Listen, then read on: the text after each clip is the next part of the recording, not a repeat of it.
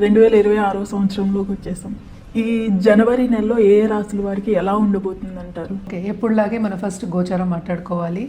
So గోచార రీత్యానే మనం ఎప్పుడు రాశి ఫలితాలు అనేది చెప్పుకోవడం అనేది జరుగుతుంది. అంటే ఏంటి, గోచారం అంటే ప్లానెట్స్ తిరుగుతూనే ఉంటాయి. 12 రాశులు తిరుగుతాయి, 9 ప్లానెట్స్ మనకు తెలుసు.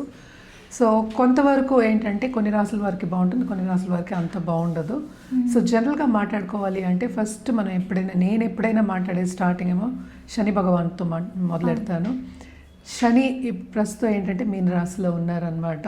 సో ఆయన ఈ నెల అంతా ఇక్కడే ఉంటున్నారు, ఈ సంవత్సరం కూడా ఇక్కడే ఉంటున్నారు. అలాగే మనం చూసాము అంటే జూపిటర్, నెక్స్ట్ మనకి గురు మహారాజేమో మనకేమో ప్రస్తుతం జెమిని అంటే ఏంటి మిథునంలో ఉన్నారు, అని రిట్రోగ్రేషన్లో ఉన్నారనమాట. ఈ నెల అంతా ఇక్కడే ఉంటారు. తర్వాత మనకి మోస్ట్ ఇంపార్టెంట్ మనం చెప్పుకోవాలి అంటే కనుక సూర్య భగవానుడు సంక్రమణ జరగబోతోంది. అది జనవరి 14కి ఎక్కడ మకరానికి. సో మకర సంక్రాంతి అనేది మనకి స్టార్ట్, అంటే సంక్రాంతి నుంచి మనకి స్టార్ట్ అయినప్పుడు ఉత్తరాయణం అనేది స్టార్ట్ అవుతుంది. సో ఇప్పుడు దీని తర్వాత మనకి ముహూర్తాలు ఉంటే మనకి తెలుసు, జనవరి ఎండ్ నుంచి ఫిబ్రవరి మనకి ఏప్రిల్ అంతవరకు ముహూర్తాలు, మంచి ముహూర్తాలు ఉంటాయి, చాలా పెళ్ళిళ్ళు అవుతాయి, మంచి జరుగుతుంది, చాలా బాగుంటుంది అని చెప్పడం జరుగుతుంది. అదొకటి కాకుండా మనం నెక్స్ట్ మనం మాట్లాడవలసింది మార్స్ అంటే కుజుడేమో ప్రస్తుతం మనకి ధనుర్లో ఉన్నారు. మనం మాట్లాడుకున్నాం కూటమి జరుగుతోంది అని చెప్పేసి ధనుర్లో. సో ఆయన ఏంటంటే మనకి 16th జనవరికి ఏంటంటే మకరానికి మూవ్ అవుతున్నారనమాట. అలాగే నెక్స్ట్ మనం మాట్లాడుకోవాల్సింది శుక్రుడు కూడా మనకి ఏంటంటే మనకి ధనుస్లో ఉన్నారు. ధనుస్ నుంచి మనకి మకరానికి 13th జనవరి వెళ్తున్నారనమాట. మళ్ళీ నెక్స్ట్ మోస్ట్ ఇంపార్టెంట్ ప్లానెట్ మనకి బుద్ధి జ్ఞానం ఇచ్చేది మనకి బుధుడు. సో బుధుడు కూడా ఇక్కడ ఏంటంటే ప్రస్తుతం ఆయన ధనుస్లో ఉన్నారు. అంటే 17th జనవరికి ఏమో మకరానికి వెళ్తున్నారు అనమాట. మళ్ళీ ఏంటంటే మొత్తం కూటమి మనకి ఇక్కడ మకరంలో జరగబోతుంది అనమాట. నెక్స్ట్ మనం మాట్లాడుకోవాల్సింది రాహుకేతువులు. రాహు ఏంటంటే ప్రస్తుతం కుంభంలో ఉన్నారు, కేతు ఏమో మనకి తెలుసు సింహంలో ఉన్నారు. సో ఈ రెండు కూడా ఈ నెల అంతా ఇక్కడే ఉంటున్నాయి అన్నమాట. సో ఇదన్నమాట గ్రహచారం. మనం దీన్ని బట్టి మన రాశి ఫలితాలు అనేది మాట్లాడుకోవాలి. ఎప్పటికైనా సరే జనరల్గా మనం ఈ నెల ఏం చేయాలి అంటే కనుక తప్పక ఎవ్రీ డే సూర్యభగవాన్, ఎందుకంటే మేజర్ మూమెంట్ సూర్యుడు ఉంది.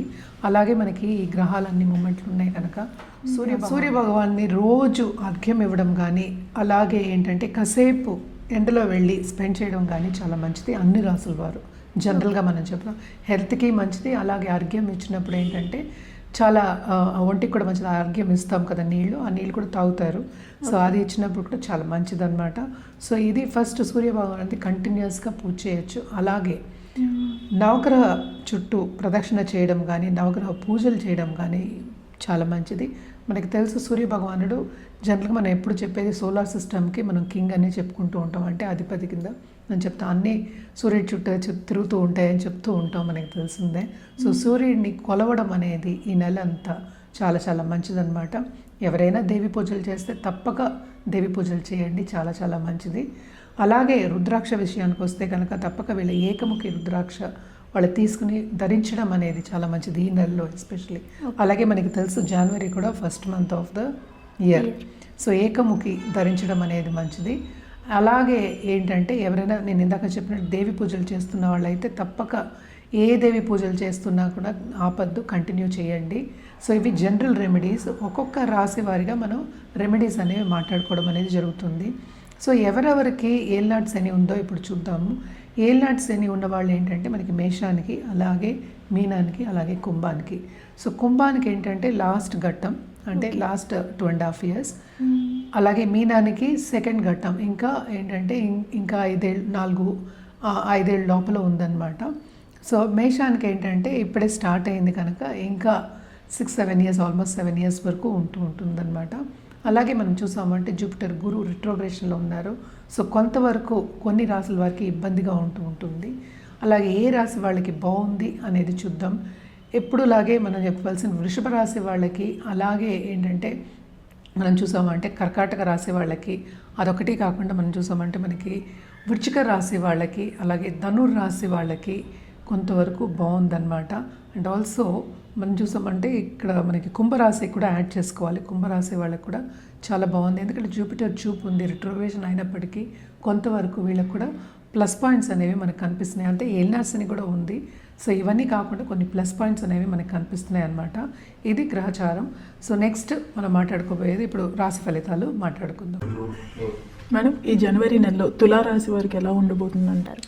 వీళ్ళు యాక్చువల్గా ఈ నెల అంతా కూడా మిశ్రమ ఫలితాలు తులారాశి వాళ్ళకి చెప్పుకోవాలి. కానీ జూపిటర్ చల్లని చూపు ఉంది కనుక ఏదో వచ్చినా కూడా వాళ్ళు నిలబడతారు అని చెప్పాలన్నమాట. అంటే బ్లెస్సింగ్స్ ఉన్నాయి, పెద్దవాళ్ళ బ్లెస్సింగ్స్, అలాగే ప్లానెటరీ పొజిషన్స్ కూడా బాగున్నాయి కనుక బాగుంటుందని చెప్పాలి.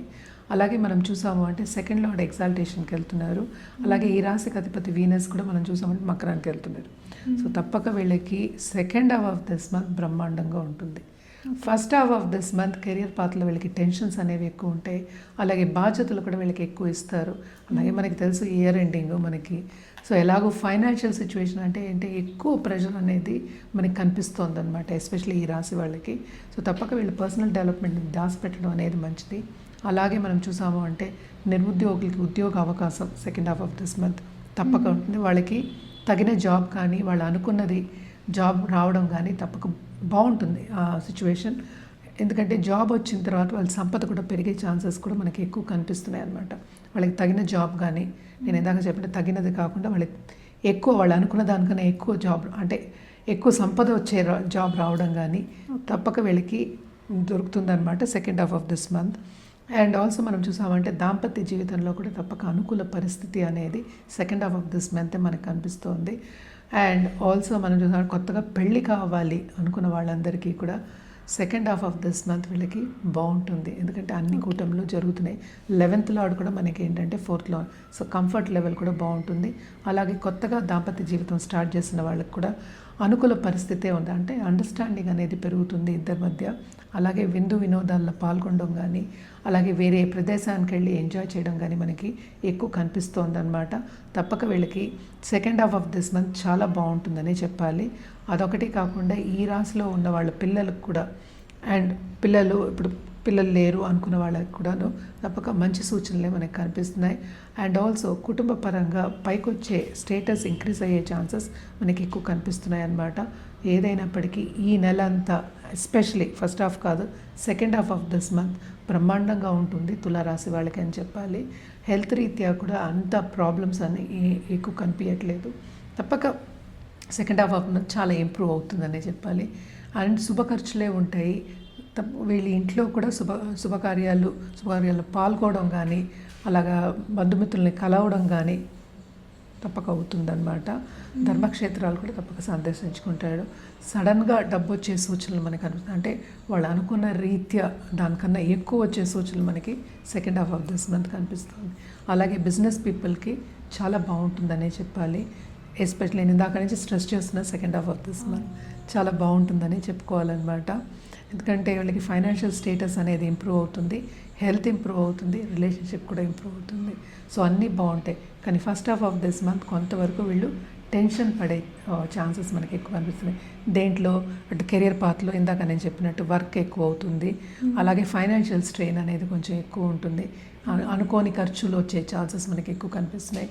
అదొకటి కాకుండా ఎవరికైనా అప్పులు ఇస్తే కూడా, అంటే ఎవరికైనా కొంచెం లోన్ లాగా ఇస్తే కూడా అది తిరిగి వచ్చే ఛాన్సెస్ మనకి తక్కువ కనిపిస్తుంది అనమాట. ఏదైనప్పటికీ second half of this month వీళ్ళకి బ్రహ్మాండంగా ఉంటుందని చెప్పారు. వీళ్ళు ఎలాంటి పరిహారాలు చేస్తే బాగుంటుంది అంటారు? వీళ్ళు తప్పక ఏంటంటే లక్ష్మీదేవికి పూజించడం అనేది వెరీ ఇంపార్టెంట్. ఎస్పెషలీ ఫ్రైడే ఏదైనా సరే, ఏ టెంపుల్ అయినా సరే, దేవి టెంపుల్కైనా వెళ్ళి పూజించండి. కానీ ఇంట్లో ఏంటంటే అష్టోత్తరం చదువుకోవచ్చు, దేవిది లక్ష్మీదేవిది అష్టోత్తరం చదువుకోవచ్చు. ఏదైనా సరే ఒక స్తోత్రం కానీ, లేకపోతే సూక్తం కానీ, శ్రీ సూక్తం మనకి తెలుసు, ఖడ్గమాల స్తోత్రం ఇవన్నీ ఉన్నాయి. ఏదైనా సరే మీకు రాకపోతే యూట్యూబ్లో విని కొంచెం వింటే కూడా ఏంటంటే మనకి ఆ పుణ్యం అనేది మనకు వస్తుంది. సో తప్పక ఇది లక్ష్మీదేవిని మెయిన్గా పెట్టుకుని పూజ చేయడం అనేది వెరీ వెరీ ఇంపార్టెంట్ అన్నమాట. అలాగే రుద్రాక్ష విషయానికి వస్తే కనుక తప్పక వీళ్ళు ఏంటంటే త్రిముఖి వేసుకోవచ్చు, అలాగే ఏంటంటే నవముఖి రుద్రాక్ష కూడా వేసుకోవచ్చు అన్నమాట. ఇవి రెండు వేసుకోవచ్చు. కానీ ఏదైనప్పటికీ జాతకరీత్యానే ఇది కూడా రుద్రాక్ష ప్రిస్క్రైబ్ చేయడం అనేది జరుగుతుందన్నమాట. మనం కలర్స్ విషయానికి వస్తే కనుక తప్పక వీళ్ళు రోజ్ గోల్డ్ వేసుకోవడం వచ్చి, రోజ్ గోల్డ్ నుంచి మనకి ఏంటంటే గోల్డ్, ఆరెంజ్ ఇవి మూడు మనం ఏంటంటే ఎవ్రీ ఫ్రైడే మన వార్డ్రోబ్లో కలుపుకొని వేసుకోవడం అనేది చాలా మంచిదన్నమాట.